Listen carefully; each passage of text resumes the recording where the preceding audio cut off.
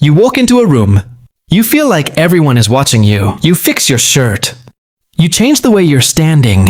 You suddenly become aware of your face. Every movement feels obvious. Every mistake feels huge. You wonder if they're judging you. But here's the strange part. There's almost nobody watching you. So why does it feel like they are? Because your brain has a strange habit. It makes you feel like you're at the center of everyone's attention. You notice yourself constantly. You know how you look. You know what you're wearing. You know that awkward thing you just said. You feel every little mistake as it happens. So your brain assumes other people notice those things too. But they don't experience the moment the way you do. They're not inside your head.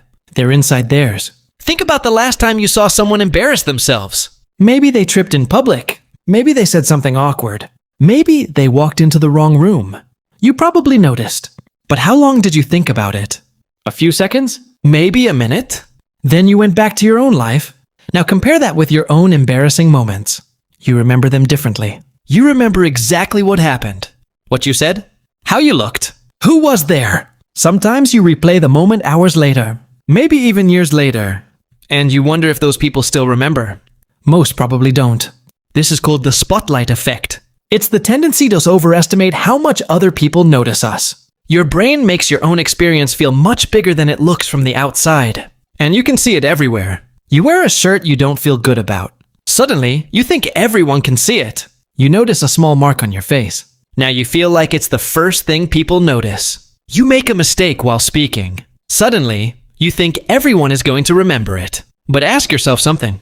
How often do you remember someone else's tiny mistake? Not a famous mistake. Not something dramatic. Just a normal, awkward moment. Probably not very often. Because your attention has somewhere else to go.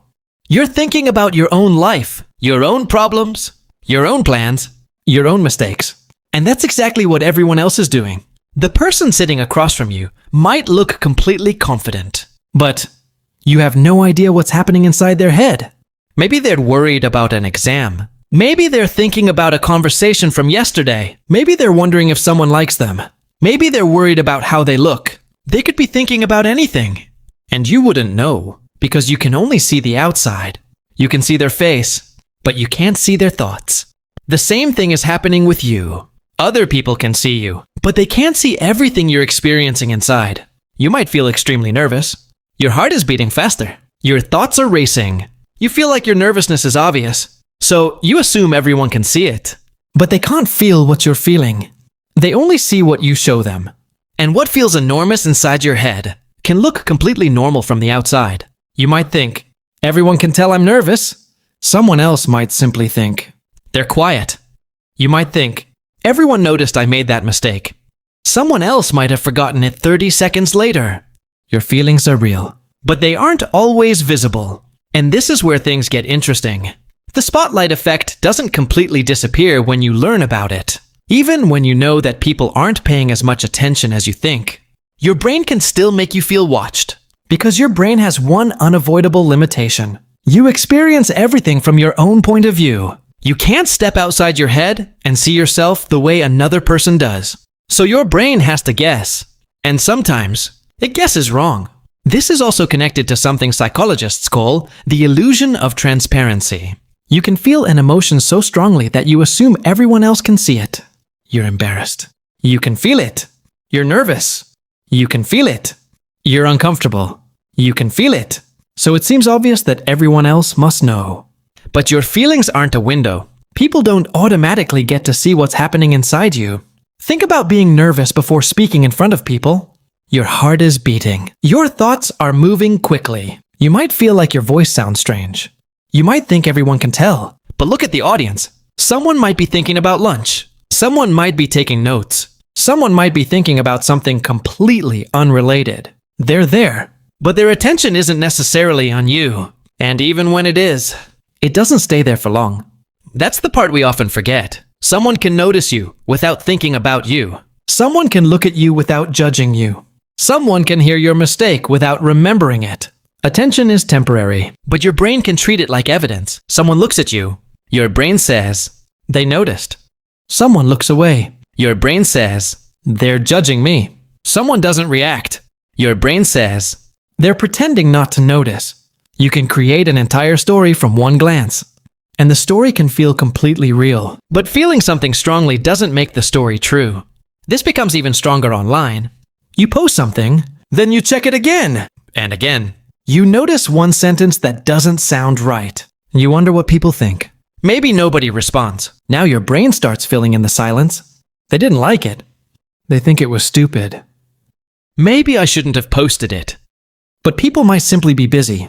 They might have seen it and kept scrolling. They might not have seen it at all. You could spend an hour thinking about something that another person noticed for 2 seconds, or never noticed at all. The same thing happens with photos. You take a picture, then you zoom in.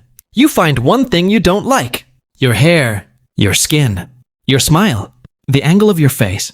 And suddenly you can't see anything else. But other people aren't looking at the picture with your eyes. You know exactly what you're searching for.